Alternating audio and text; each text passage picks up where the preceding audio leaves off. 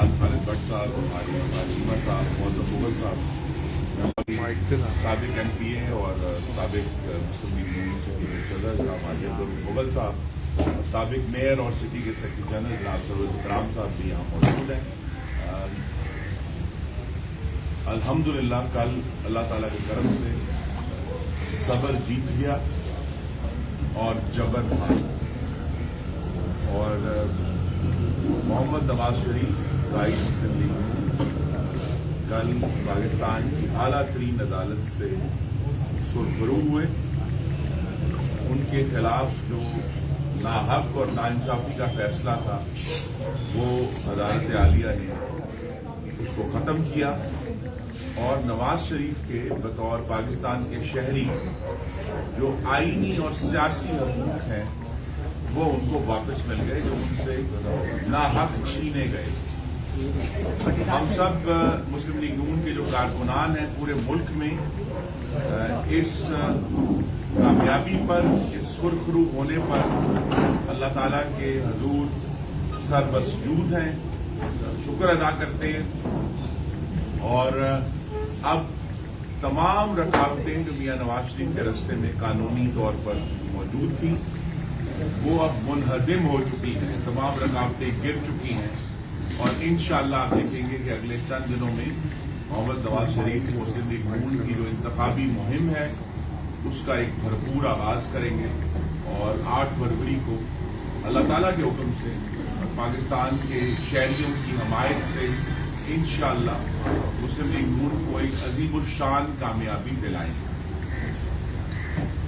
लेकिन कल का जो फैसला है उसका एक और बड़ा अहम जाविया ये है कि बिल आखिर जो पानामा अकामा का थिएटर है वो अपने इख्तिताम को पहुंचा, और अदालतों के जरिए सियासी इंजीनियरिंग की नौटंकी भी अपने इख्तिताम को पहुंची। ये जो तरीका था कि गलत कानून के जरिए सियासतदानों को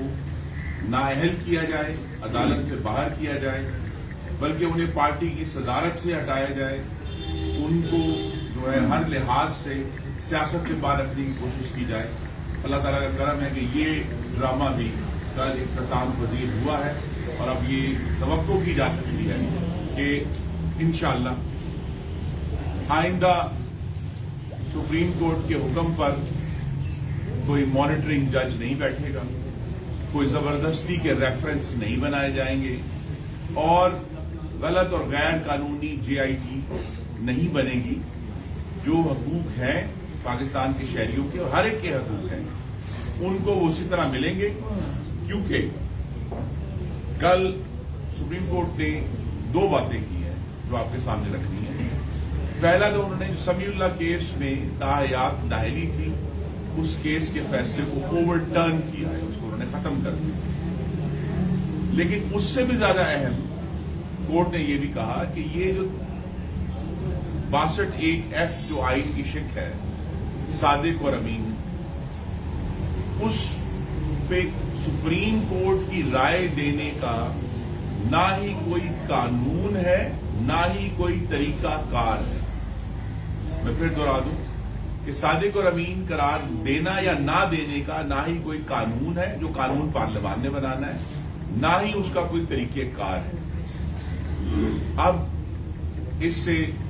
एक तो नतीजा जो निकला है वो आपके सामने मैंने रख दिया है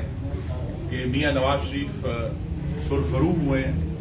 लेकिन सुप्रीम कोर्ट जो अल्हम्दुलिल्लाह अब अपना रास्ता दुरुस्त कर रहा है और आइन की बालादस्ती कायम कर रहा है और पार्लियामान की सरबुलंदी कर रहा है, उसका दूसरा जाविया ये है कि जहां कोर्ट ने ये कहा है कि उन्हें किसी को उनके पास कानून और तरीका मौजूद नहीं है किसी को सादिक और अमीन ना करार देने का, फिर उसकी एक दूसरी तरफ भी है कि भाई किसी को सादिक और अमीन करार दिया भी नहीं जा सकता, तो लिहाजा एक खुद साख्ता सादिक और अमीन जिनको ये फैसला दिया गया वो फैसला भी कल रद्दी की टोकरी में चला गया है। उसका नतीजा ये है जो हमें पहले से मालूम था, लेकिन कल के अदालती फैसले से इसको तकवीयत मिली है کہ کشمیر کا سودا کرنے والے اب صادق اور امین نہیں رہے عدالت کی نظر میں۔ کلبھوشن کے لیے خفیہ قانون بنا کر سہولت کاری کرنے والے اب صادق اور امین نہیں رہے۔ ہمیں امریکہ کے ساتھ ایک دن بڑکیں اور دوسرے دن منتیں کرنے والے صادق اور امین نہیں رہے۔ اور اسی طرح جو ہے ریاست مدینہ کا نعرہ لگا کر ہمارے نبی صلی اللہ علیہ وسلم کی مسجد کی بے حرمتی کرنے والے بھی صادق اور امین نہیں رہے۔ اور ملک کو انڈے بچے کٹے دے کر لبھانے والے بھی صادق اور امین نہیں رہے۔ اور خاص طور پہ 9 مئی کو